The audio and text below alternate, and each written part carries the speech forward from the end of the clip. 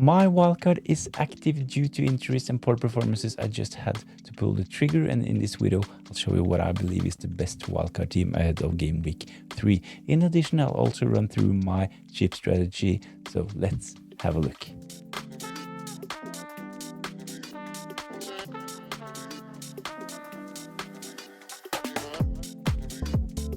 First out is goalkeepers, and in most game weeks I will have Sanchez covering the Chelsea defense. I will have the Barca on the bench, and as you can see I actually have 2.1 in the bank as well, so I can potentially upgrade the Barca, but I don't really like spending more than 9 million on my goalkeepers, so this is what I'm going for at the moment. So Sanchez in goal with the Barca on the bench. In defense, I've gone for some solid options with good fixtures as well. Pedro Porro, he's on set pieces for Spurs at the moment, so he is nailed on in my wildcard team for game week 3. Williams as well, starter for Nottingham Forest, covering the Nottingham Forest defense. Their defense is so highly owned, so I think it's a risk involved going without them. So without Sells in goal, I will have Williams in my defense. The next defender is actually a newly signed player into my wildcard team. I had Fabian Schär in this position for a couple of days, but he got injured, got a concussion in the game against Liverpool on Monday. So at the moment, Burn is in. Priced at 5, so saving 0.5, downgrading to Burn, but I still think that he is a really good option at the moment. Really like their fixtures, and as I'll show you at the end of the video, he is involved in a really solid rotation.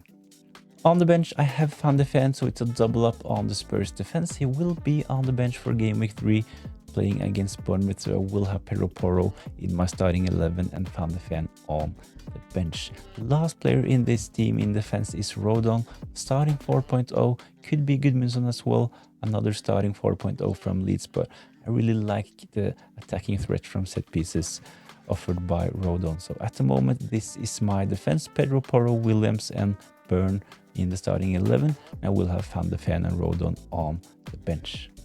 In midfield, some might say that this is a bit light in midfield. I actually downgraded a bit. I had the likes of Saka and Cole Palmer. Both of them actually got injured in game week 2, so I had to do something. Saka, he is out for at least 4 weeks, so I think that Saka is definitely a sell. This is one of the reasons why I was forced into using my wildcard this early, but I really like this team. So in midfield, I will have Cunha. I know that picking a Man United midfielder is a minefield. Bruno Fernandes priced at 9, missed a penalty in game week 2. And Bumo is there as well, but I think that Cunha, he looked really threatening. After taking a look at the stats, I think that he potentially is the best option from the Man United midfield. So Cunha, he is in. Rodgers as well. I know he hasn't really delivered so far in game week 1, game week 2, but I really like the fixtures for Aston Villa, so I will have one of their attackers in my team. The next player is Johnson, differential priced at 7 million. I really like him as well, and I think that Spurs, they have had a really good start to the season. So Johnson, he is in at the moment. Of course, there is an opportunity to go for Kudus, save 0.4. He's priced at 6.6 at the moment, so you can save some funds by going for Kudus, but I really like Johnson, only selected by 4.5, so big differential, so I will probably have Johnson in my game week 3 team. The last player in midfield is Elanga, Newcastle mid. I actually had Anthony Gordon in this spot. I'm not really a big fan of Elanga, but he is nailed on at the moment, and I really would like to have a Newcastle player in this team. Really good fixtures for Newcastle in game week 3, game week 4, and I really love the rotation as mentioned with Dan Burn. Really love the Newcastle rotation. I'll show you this at the end of the video. So midfield, Cunha, Rodgers, Johnson, Elanga in my starting 11, and on my bench I actually have a 6.5 midfielder. I don't usually have this much funds on my bench, but I'm looking to use my bench boost in game week 5, so this is one of the reasons why I have Sar on my bench.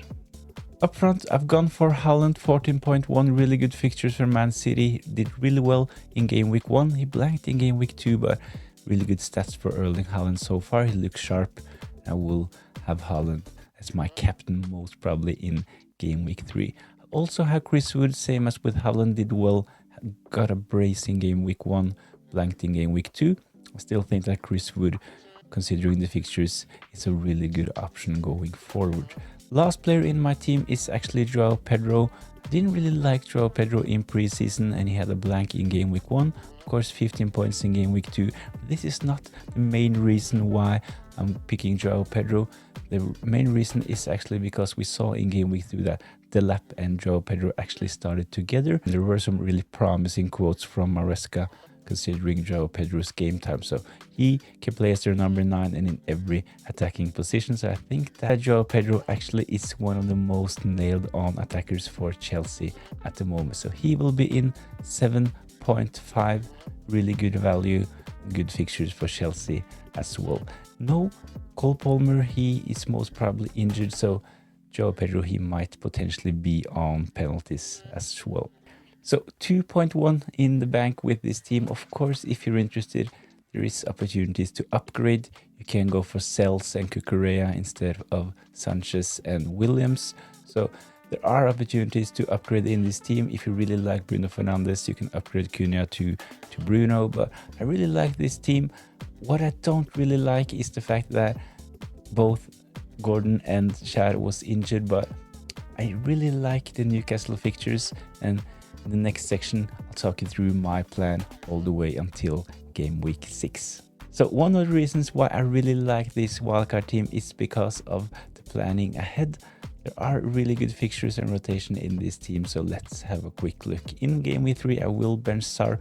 As mentioned, I usually don't like having 6.5 midfielders on my bench, but I think that this is a good strategy when we take a look at the next couple of game weeks. In game week 4, I will make some substitutions. I will actually bench my Nottingham Forest players. Both Chris Wood and Williams will drop to the bench for their tough game away against Arsenal, while Sar, he will come in, and I will double up on the Spurs defense by having both Pedro Porro and Van de Ven in my starting 11. So the bench in game week 4 will be Dubravka, Chris Wood, Willems and Rodon.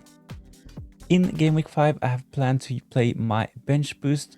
I really like the idea of playing the bench boost quite early. I've actually planned on playing my bench boost in game week 2, but because of injuries and suspensions and stuff like that, I had to delay the use of my bench boost. So game week 5 is the next plan for me to play my bench boost, and I will have a pretty strong bench, and this is one of the reasons why I have included Sar in this team. So on the bench in this game week, I will have Dubravka, Elanga, Van de Ven and Rodon. I really think that this is a strong team. Hopefully there will be some points in game week 5. In game week 6, Sar, he drops back to the bench. The good thing is that all of my other players have really good fixtures in game week 6, so hopefully with this plan all the way until game week 6 there will be a lot of points. So by this time I will have saved up 5 free transfers, so if I don't have to make any transfers until game week 6, I will head into game week 7 with 5 free transfers. So of course a lot of things can happen, as we have seen already with the injury to Saka.